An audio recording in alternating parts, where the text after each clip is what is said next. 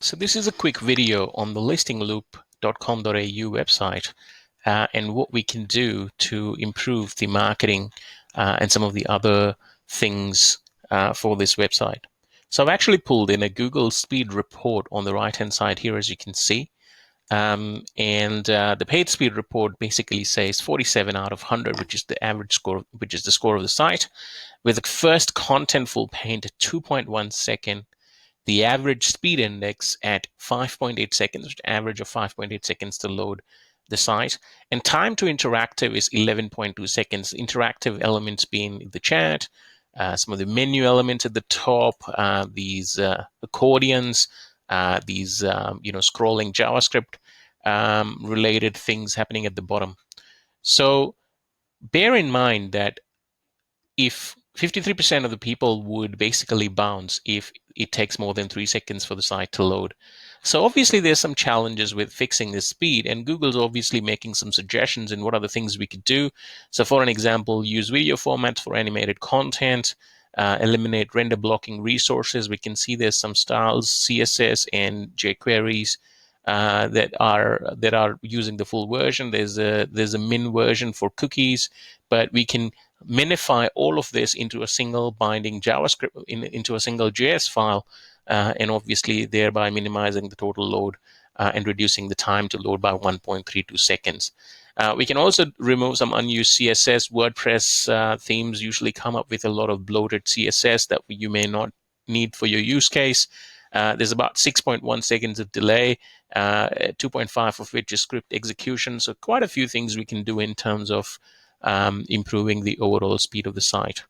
In addition to this, there's some other technical challenges. So for an example, the homepage is saying that it's a canonicalized version of an HTTP version, which if you actually try and go to, redirects back to HTTPS.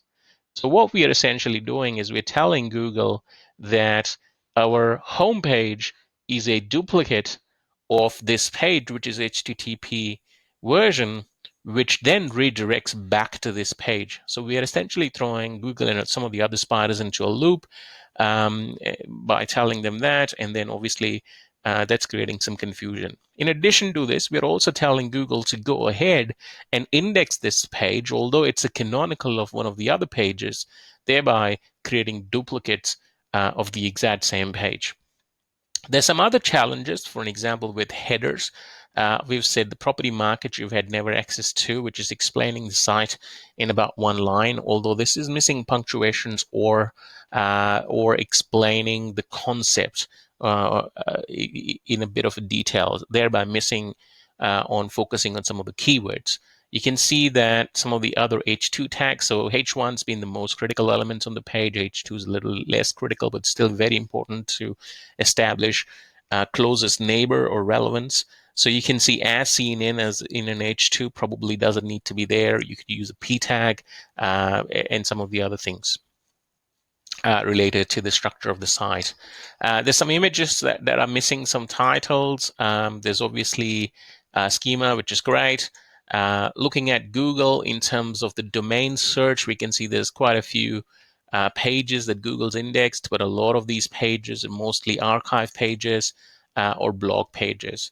So the organic traffic to the site would be really, really minimal because there's not enough pages on the site for Google to index and crawl and obviously rank you for some of these terms. One of the things you could do, as did Facebook in the very early days, is to make some of these listings open. So like for an example, if I see this listing here, which is a property listing, when clicking on it, leads to a login form, which obviously Google can't crawl because Google would then need a username and password. So obviously there are some challenges there. What Facebook did in the early days was basically use every name and index every name in the search engine. So when people are looking for names, they would end up clicking on the Facebook page. So for an example, when I'm searching for 198 Centre Dandenong Road, Cheltenham, there's the real estate, which is an open listing, domain, real estate view, There's a few others in there.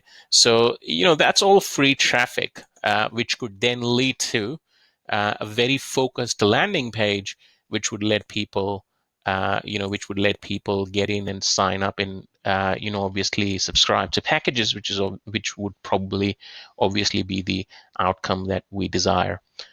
There's other challenges. For an example, a lot of links that are coming back to the site are scholarship related links. So it's the oldest trick in the book, build scholarship related links. There's a link on Charles Darwin University going to the Listing Loop scholarship program. The problem is once these links go to this page, we're not really using this page to sculpt the authority further.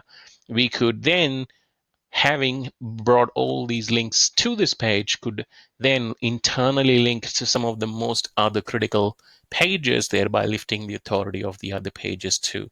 So there's quite a bit of work to be done, not only from an on-page perspective and a link building perspective, but also from perspective of what we can do to market this site in a much better way.